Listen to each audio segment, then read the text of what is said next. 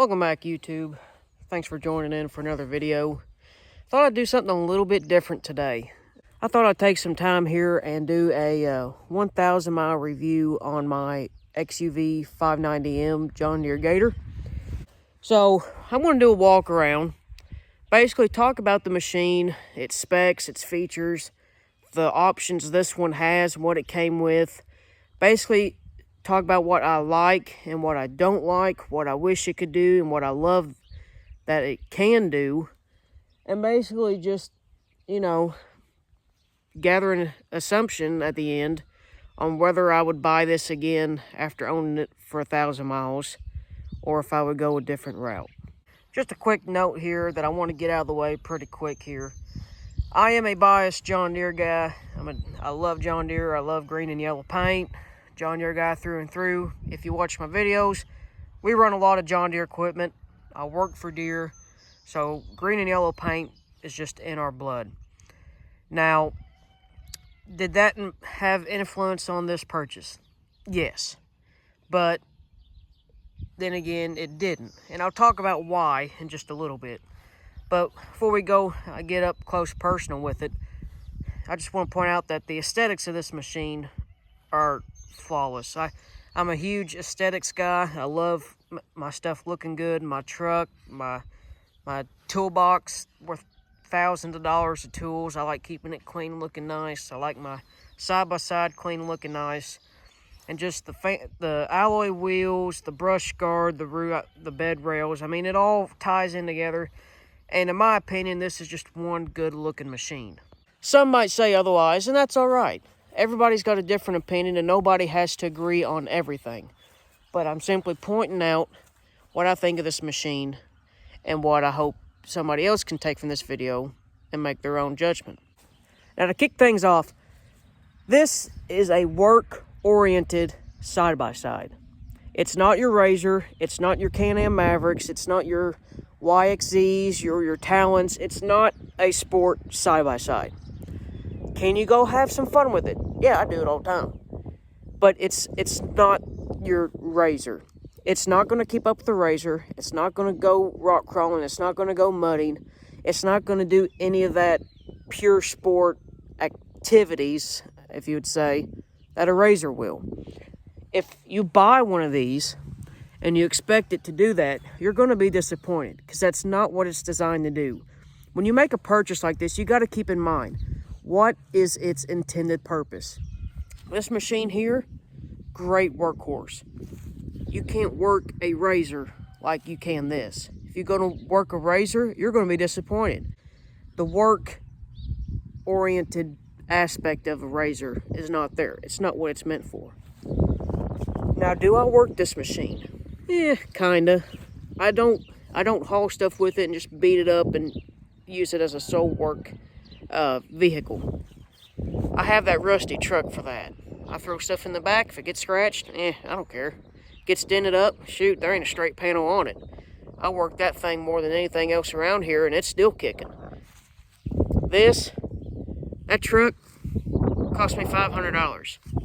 This was $12,500. I'd rather tear up that than tear up this. That's just how I roll. Now, one aspect I do love of having that I can't use on that truck is this tilting bed. Bed lifts up, tilts, you drop your tailgate. I've used it to haul dirt and stuff. Works wonders. I love it. Handy feature that if a pickup truck would have it, it'd make it a whole lot more handy. That's why people love side-by-sides, is because they're versatile, they're easy to use, most of them. They're economical, they're convenient, they're fun, and around here at least, if you own a side-by-side and you treat it like a vehicle, go town stuff, I mean, that's just cool, right? There's no other way about it. Now, I will say this is a mid-size XUV. And of course, you do have your full-size 800 series John Deere Gators. And they're going to be your bigger, more beefy, more powerful, stronger built Gators. They're going to go about the same speed. This one is advertised at tops out at 48, even though I can get it up to 52 going down a hill, but really pegged out on flat ground. It's about 50, 51, something like that. It's a peppy little machine. Do I always wish it could go faster? Absolutely. I mean, who doesn't want to go faster? I mean, like I said, it's a work-oriented side-by-side. It's not meant to be a play toy. But can you be cautious and know the limits of this machine and use it as such? Absolutely. So this machine will top out at 50 mile an hour. At least mine does. It's 32 horsepower. It's a 2-cylinder inline engine made by Cherry. I love the tilt bed. Very handy. It's not the biggest in the world. Your 800s are going to have a much bigger bed. And I don't know the specs compared to the competitors, but I tell you what, one-handed tailgate, it's all composite material, got your tie downs, and if you add the bed rails up here like I have, there's plenty of spaces to tie down.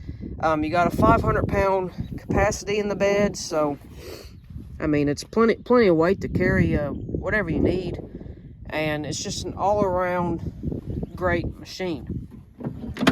Now, like I said, I don't work this machine like it's intended. That's more of a play toy than anything for me. But it does what I want it to do. You can add electric assist dumping on these beds like you have on the bigger Gators. It's a little bit of a different setup to install. This one don't have it because I don't feel like I need it. But it basically mounts under the seat here, down there on the frame, and it ends up attaching right up here on the bed. And you install a switch on the dash, and it raises and lowers electrically like the bigger beds do. That way you don't have to get up and manually lift it yourself. I haven't done it because, like I said, I don't have a use for it. I've had this thing loaded down with 500 pounds. The way they have the pivot points mounted on this machine, it doesn't take as much effort as what you would think it would. So, kudos to John Deere. They figured that part out. They made it pretty simple, pretty easy to maneuver on this machine. And I think that's a really good feature it has. Take a quick sip before we move on. We'll discuss a couple of the attachments that this machine has. When I bought it, it already had the roof, which, before I start that, this is a 2022 model. First year, or maybe it was a 21 or 22, they went to the flag style decal on the bed there, away from the old style John Deere stripe. They got that style decal on the bed. And for model year 22 is the last year for the yellow seats. Model year 23 and on, they went to black seats on all the Gators. Now, this one is an M, 590M, so it comes factory with your power steering, which is nice. And I believe they come factory with the roof. Don't quote me on that, but every M we've gotten so far has came with a roof. So maybe they're standard, maybe they're not, maybe our salesmen are just ordering them all with a roof. Either way, when I bought this machine, when it came in, it had the roof, front brush guard, the 3,500 pound Warn winch, bed rails, your aluminum wheels with your Maxxis Bighorn tires, LED headlights, which are standard on the M. Really nice. They're super bright too. They're really good lights. You got your A-arm guards there too for your CV shafts. And I think that's about it for the options it had. Since I have purchased this machine, I have added a Super ATV windshield. I might be blowing up my phone. Anyway, I've added the Super ATV windshield, a LED light bar that fit perfectly on the front of the brush guard here. Bought that off Amazon, and the wiring harness off of Amazon. And I mounted a switch up here next to the headlight switch on the dash. You can see it right here. And when the switch is illuminated or activated, it's hard to see in the daytime, but the letters will light up white as well as the light bar symbol. So the factory switches, they're all backlit in white, and so the switch that came with the harness was blue. I ordered this switch separately after installing the light bar and the harness, just so I could have a white background and make them match. Little detail that I just kind of like to have, make stuff match, make it look good. I also added a rear view mirror from Maverick Advantage. It was about $20, and the Deere one was like $100. So rear view mirror, there's not much going on there, pretty simple, so I bought the cheap one. And I also added a hitch receiver cover for the back, because I have yet to tow anything with this machine, but I thought it'd be cool to have a John Deere hitch cover back there. We'll move on and get to the point that a lot of people like to watch and listen to. The things I like and the things I don't like. The other thing I really like is the power steering on this unit is flawless. Effortless, it's tight, it's precise. I mean, there's no effort to it at all. It's electric assisted power steering, and I believe it lessens the assist the faster you go. Either way, the way they have it tuned, the way they have it designed to fit with this machine is awesome. We've gotten the 560 series Gators and older 590s that didn't have power steering. And I tell you what, once you get used to having a side-by-side with power steering, it makes all the difference in the world. And you can definitely tell which one has it and which one don't. If you buy the M model, it will come factory with power steering. If you buy the 590E or an older 590, the E's will not have power steering, and some of the older ones probably won't either. Either way, I would highly recommend getting at least an M, even if you don't spec it out to have all the options and features. I would at least jump to an M, get your power steering, and thank me later. Maneuvering around the yard, going down the road, around the woods and the trails, or trying to hook up a trailer, back it in, haul it, whatever. Whether you're working this thing hard or using it for all day enjoyment, power steering is going to save you a lot of stress, a lot of fatigue, and it's going to make it a whole lot easier for whatever you want to do with your side-by-side. Now, the thing I really like about this machine, it's really comfortable to sit in. It doesn't have their tilt steering like your 800s do and a lot of the competitors do. I wish it did have that. I wish it would have tilt steering. It's not that hard to come up with, especially since they have it on the other machines, but I guess for whatever reason they thought you didn't need tilt steering on this side-by-side. But I tell you what, if that's one thing I wish it had, would be your tilt steering. Now, I'm a big boy, but I'm not that big to where I can't fit in and out behind the steering wheel. I'm just simply saying that it would be a nice feature to have, especially for the money that you would pay for this machine if you were to walk off the street, walk in, and purchase one. But regardless of the fact of whether it has tilt steering or not, it's really comfortable side-by-side to sit in. They actually advertise and market this thing for all-day comfort. And I would agree. I would have to agree. Their seats are just standard bench seat, and they're just vinyl, and they're traditional John Deere seats.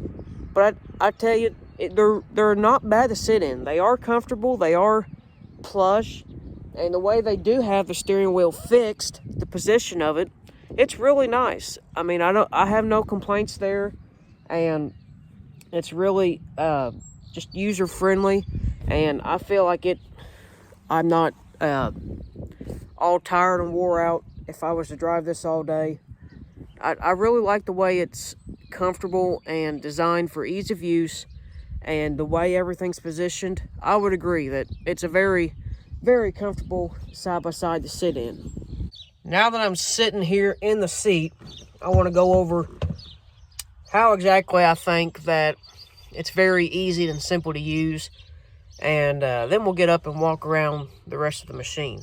I'm about 5'9", and I have plenty of room in the floorboard for my feet. Put your, wherever you want to put your left foot when you're driving, you got plenty of room.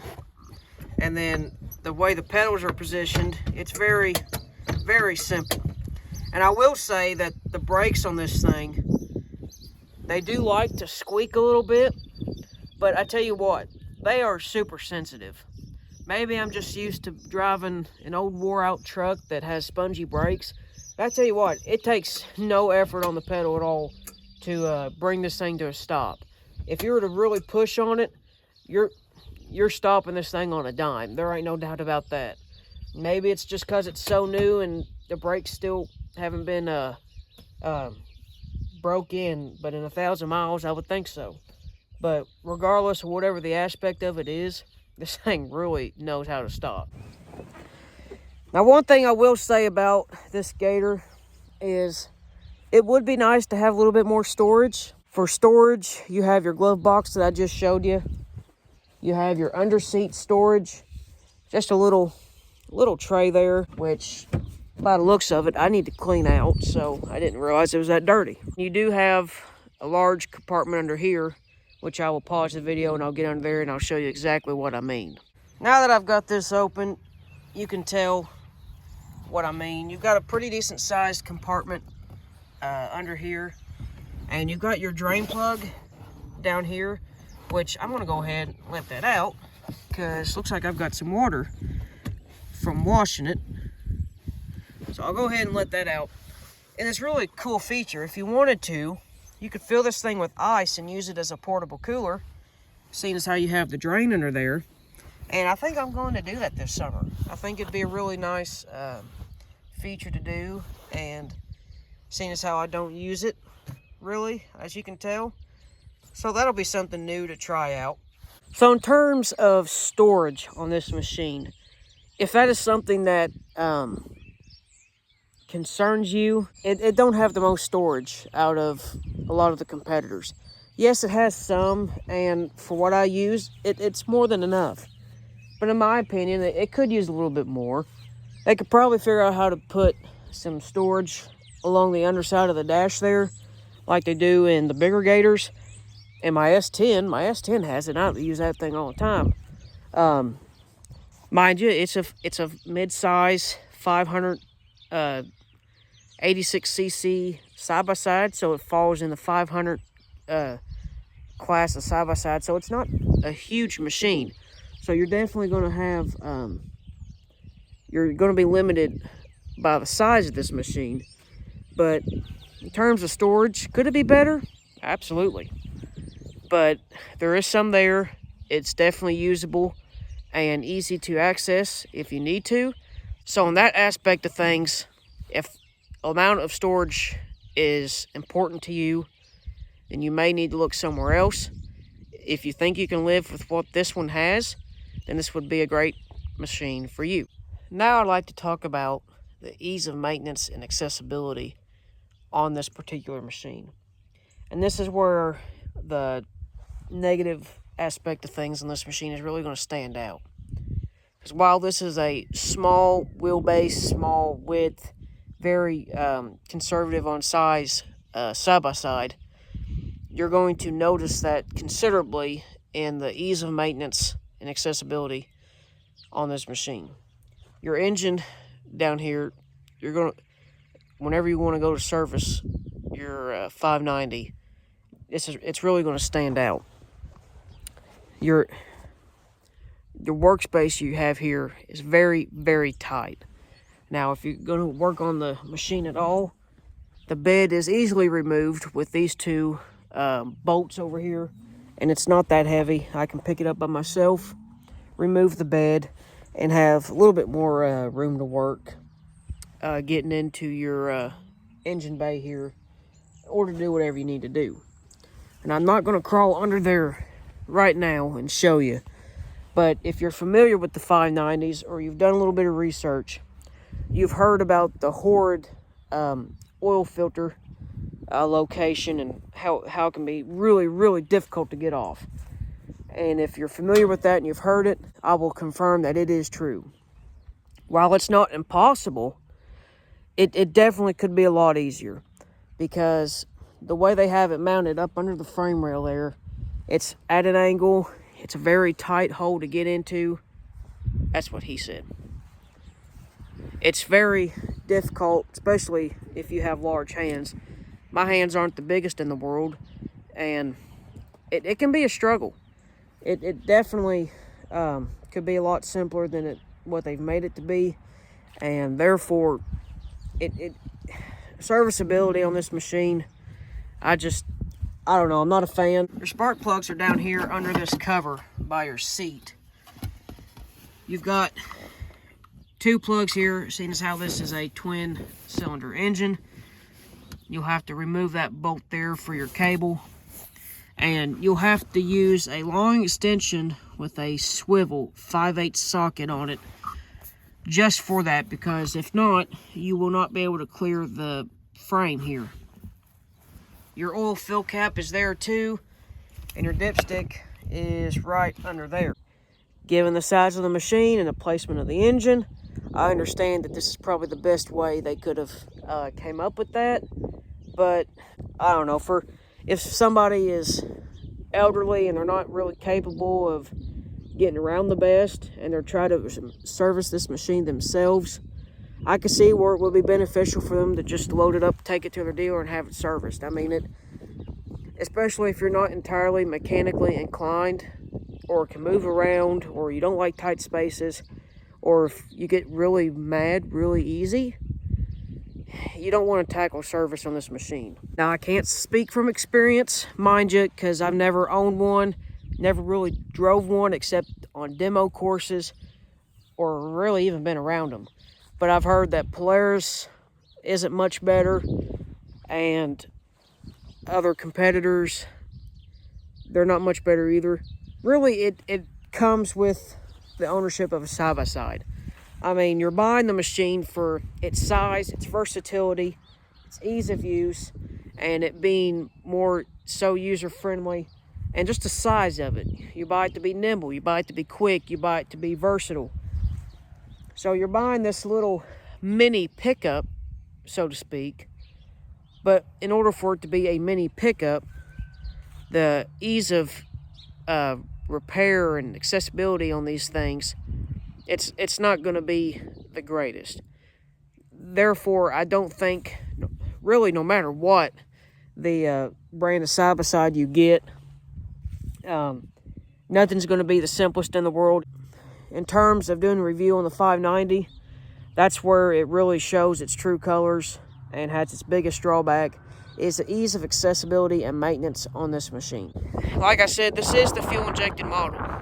So your 560s are going to be your carbureted engines, and I believe are Briggs & Stratton. Don't quote me on that. This one, like I said, Cherry inline 2-cylinder. It's also liquid cooled. The 560s are air cooled. This one is liquid cooled. So you have your reservoir here for your coolant. You got your radiator, your coolant hoses right there, and it's going to allow that machine to stay nice and cool during those extreme applications, especially in the summer. And I do notice that maybe I just run it quite a bit, but the fan does kick on quite a bit. Not more than average, I would say, but it's definitely loud and annoying, and you know it's on.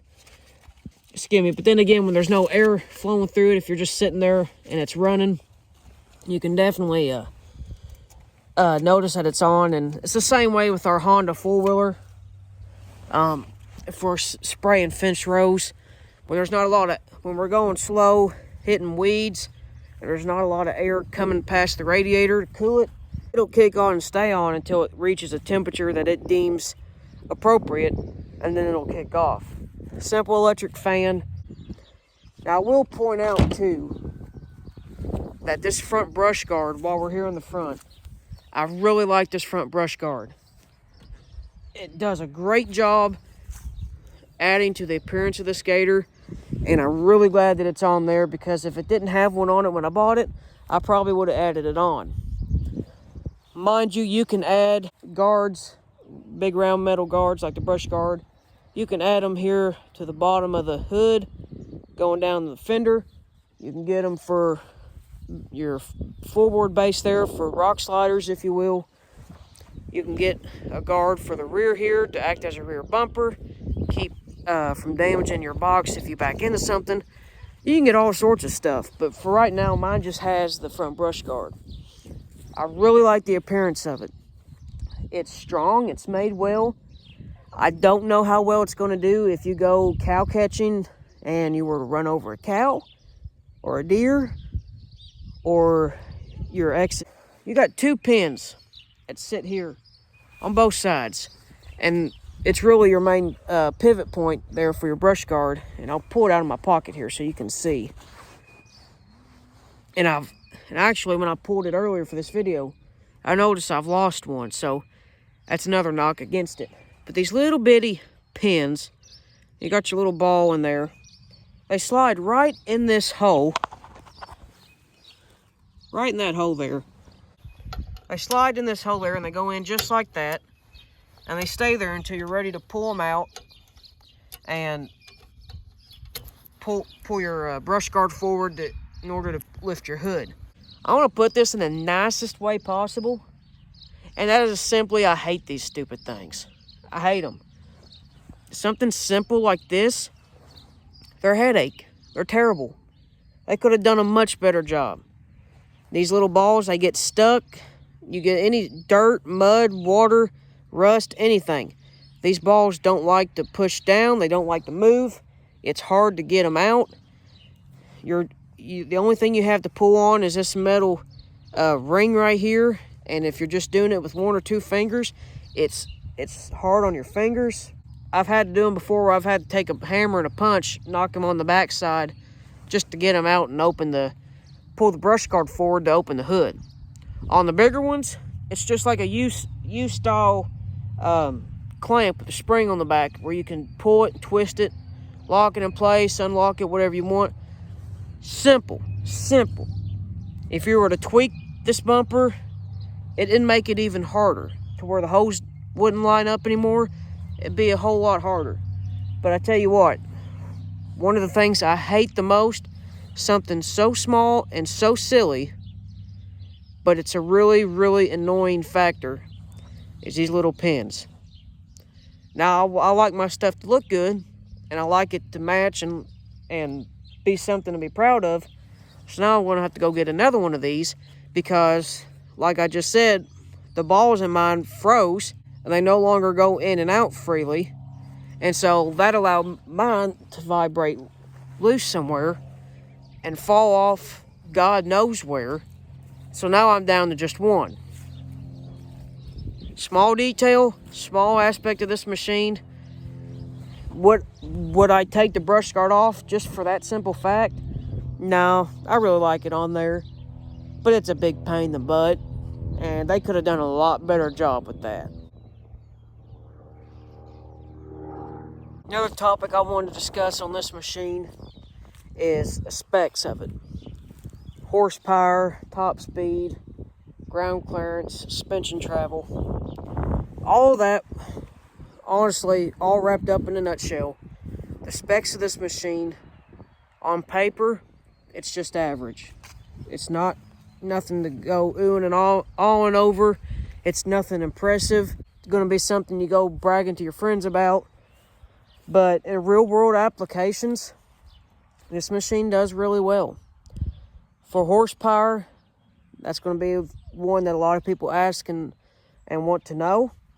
32 horsepower. That's coming from a 586cc inline 2-cylinder engine. And 32 horsepower, it's not a lot, really. Especially when you have side-by-sides now that are just a tad over 200, I believe. Your Razor Turbo R, Pro R, whatever. I think they're over 200 now, but regardless, where this 32 horsepower really goes to shine is if you're putting around the yard or you're working around the farm, if you need to tow a little trailer, this thing can tow 1,500 pounds, which for the size of it and the no more power than it has, that's impressive.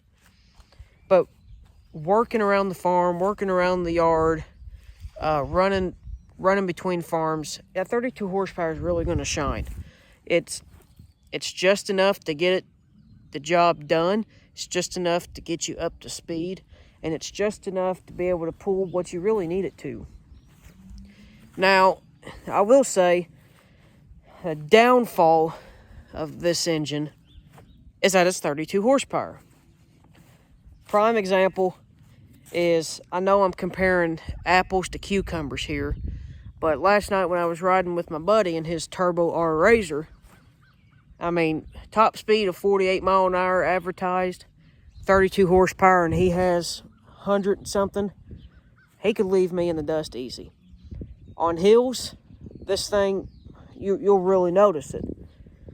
Now, me and my girlfriend, we both in here, we're both cruising.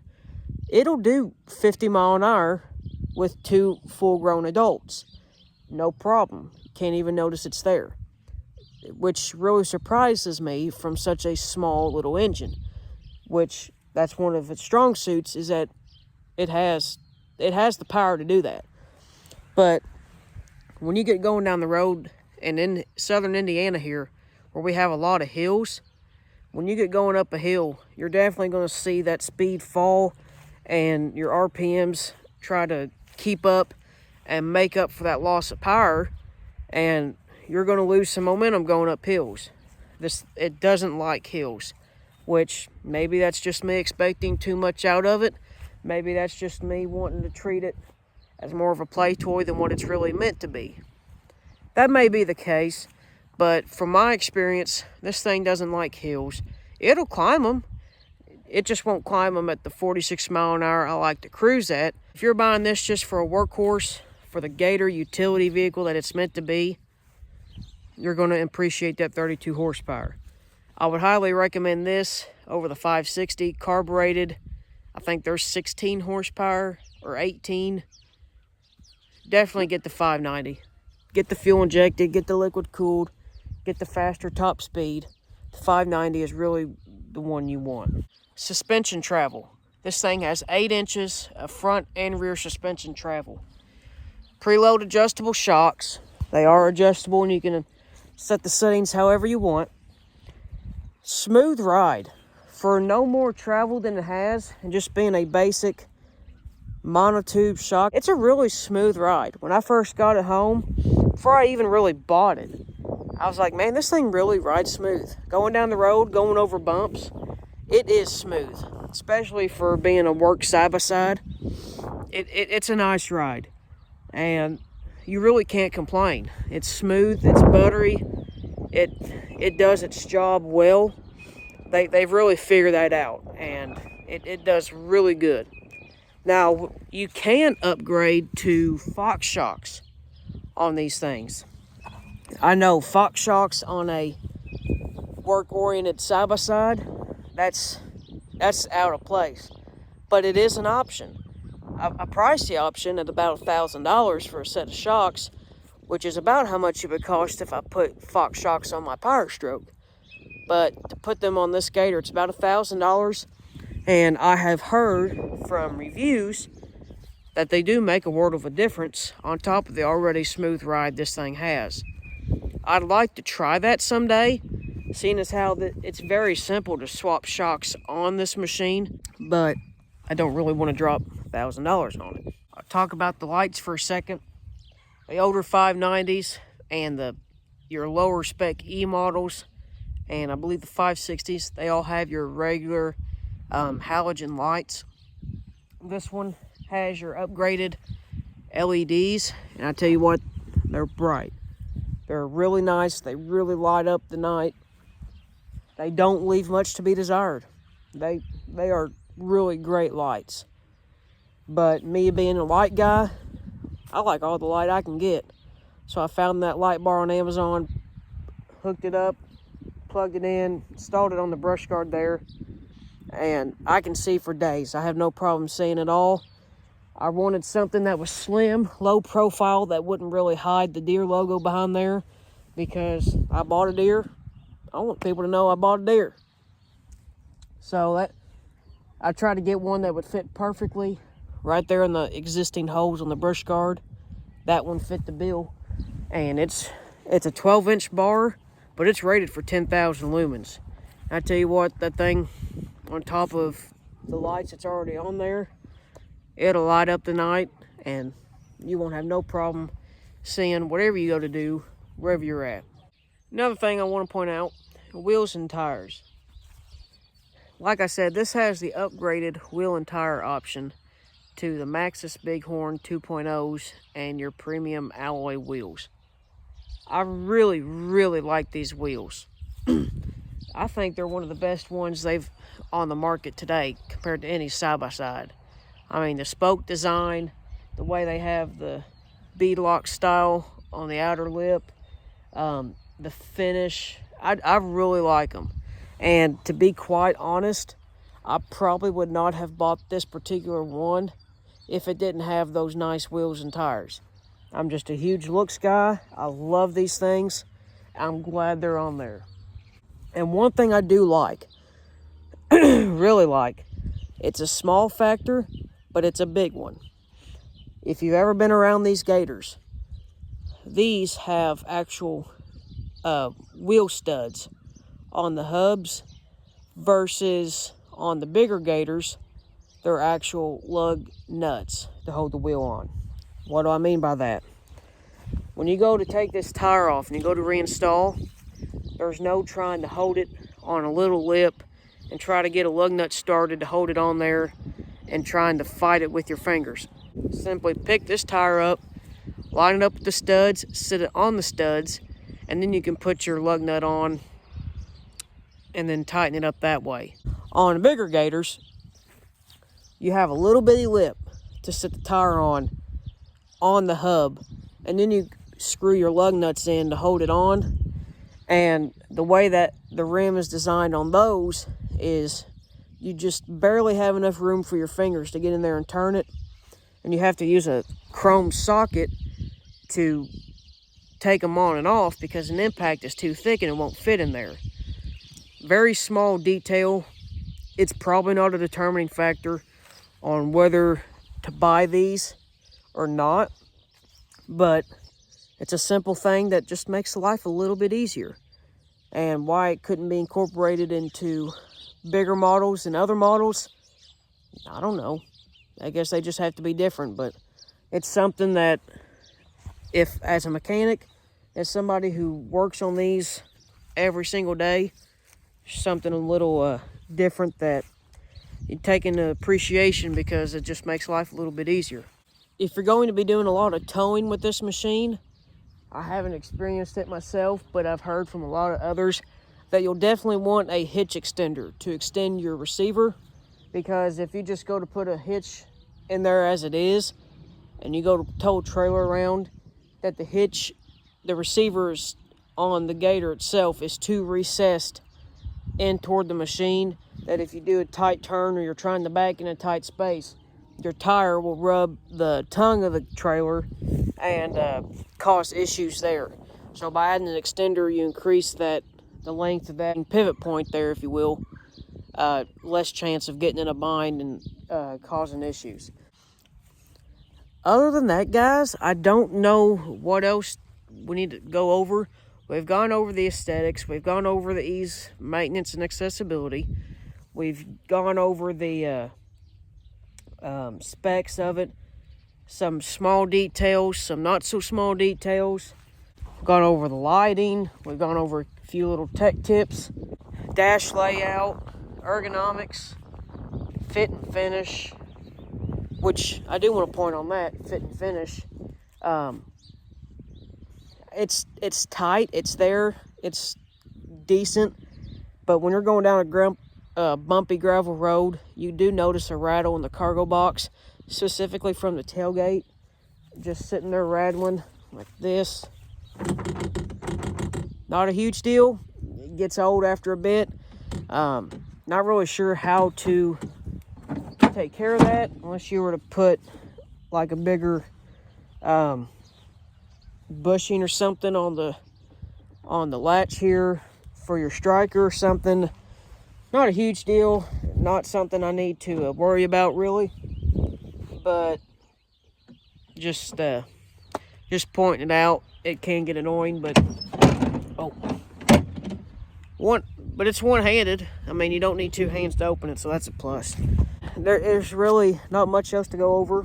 Price, I got a good deal for the money that you would pay walking off the street to buy this machine.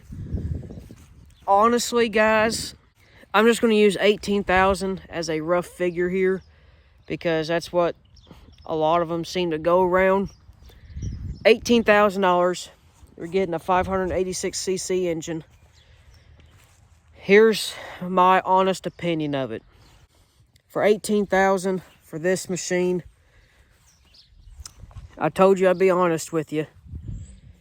If you're not looking for new and you're just looking for a simple machine, if you don't care about buying a used one, you can get on Marketplace, and at least here in southern Indiana, surrounding areas, I can find 2, 3, maybe 4-year-old Polaris Ranger 1000s, some even with cab and HVAC, for about not a crew, just a regular 3-passenger, which this is only 2, a regular 3-passenger model. You can find them for about the same amount of money as one of these, about $18,000. Now, you're not getting a brand new one, you're buying used, so if you ever bought used before, you know that you're taking a chance. You don't know the history of it, especially if you don't know whether the person is going to be honest with you or not. Buying from a complete stranger, likely you're not going to get a warranty. There's probably going to be some hours and miles that are racked up on it, but you're still getting a decent machine, hopefully. So, what it boils down to, I guess, after owning this machine for 80 hours and over 1,000 miles, what are my thoughts, and would I buy it again? My honest thoughts: I love it. I love the machine. You've heard me talk about what I like and what I don't like. I love the machine. I love the practicality. I love the cool factor of just driving a side-by-side to town and treating it like a vehicle. I love having one. I've wanted one for years, and just really I wanted a Gator because I'm a John Deere guy, but really just a side-by-side in general. And finally owning one at 20 years old, I'm happy. I like my purchase. I didn't really plan on buying one. It kind of just fell and happened over the course of 2 or 3 days. Not something I really sit down and really thought about for months on end, but overall, I'm happy with my purchase. I like it. It does great for me for what I want it to do, besides being limited to 50 mile an hour and only having 32 horsepower and kind of falling short at times. It does exactly what I need it to do. I love it. Would I buy it again? Yes. Yes, I would. After knowing what it's capable of and what it can and can't do, and just knowing the quirks about it, yeah, you can overcome them. I mean, they're not deal breakers. For some it may be, but for me it's not a deal breaker, and it's not an issue, and I've learned to work my way around them. I mean, you got to, whenever you buy something like this, even a vehicle, anything really, you got to know the limits of that machine, and you got to learn how to work around the limits of it in order for it to perform well and do what you need and make it last for a really, really long time. Now, would I recommend one to you to go buy yourself? Yeah, I would. There's going to be a lot of people out there looking for a Gator like this, and it's going to fit their needs really, really well. Now, there's going to be others where if you're a big performance guy and you like the high horsepower numbers and you like that coolness factor, you're going to be disappointed. This machine isn't for you. Every machine has a purpose. They're all going to fit everybody differently. And none of them are going to be perfect. They're all going to have their flaws. This one has its flaws. If you needed to work side by side for doing chores, doing jobs, and casually playing here and there, this is perfect for you. But if you want a side by side that can do a little bit of work, cruise 60 down the back roads, look cool doing it, and have plenty of accessories, this one's not for you. Go buy that used Ranger on Marketplace for the same money and have 500 cc's more than what this one has, and at 50 more horsepower than what this has too. I think they're a little bit pricey for no more than this is, but in reality, when you compare it to a 570 Ranger, I mean, it kind of pans out. I know I'm comparing a 586 cc machine to a 1000 cc Ranger, but when you're comparing this to a 570, I mean, things pan out. So all in all, you've heard my opinions, you've heard my review, you've heard my thoughts, and I've told you what I think about it, if this is the machine for you. Now, the only one that can make the decision on whether or not this is really the one for you and whether or not you would enjoy it is you, yourself. It's your money, your hard-earned money. You spend it exactly how you want to. Can't nobody else tell you what to do with it. We can give you all the opinions and advice in the world that you want, but when it comes down to it, it's your money. You make the decision. I can only hope that this review at least helped you and influenced your decision on buying a 590M John Deere Gator. I hope that this review was helpful for you. So, kind of a different approach to a video, something different that I haven't really done before, and different content than what I usually post, but I've been looking forward to doing a review on this, especially since it's probably the newest machine we have here on the farm. So I just really felt like doing a review because I love talking about stuff like this. So if you've enjoyed this video, if you aren't already subscribed, if you've enjoyed this video or found it a little bit helpful, do me a favor and help me out. Drop a subscription down below, subscribe to the channel, and help me out. I'm trying to grow this channel into something big and beautiful. So if you could do that, I'd really appreciate it. Be sure to like it too, and help the algorithm out a little bit. And if you want to, drop a comment. Let me know what you think. If I missed something that you want to add, be sure to drop it down below and let me know what I missed. If you like what I talked about and think I did a good job, let me know. Questions, comments, concerns, thoughts, prayers, tell me I suck. If that's what you want to do, then by all means go for it. But drop a comment, let me know what you think. Be sure to like, comment, and subscribe. Hit that little notification bell. Tune into all my future videos, and that bell is going to tell you when I upload a new video. So make sure you do all that. Help me out, because I like to help you out with reviews like this. If you want to see more reviews, let me know, because I'll be sure to do more in the future. Until then, guys, I thank you for watching. Be sure to keep it between the lines. Be good, stay safe, stay out of trouble. Keep it between the lines. God bless you, and we'll see you later.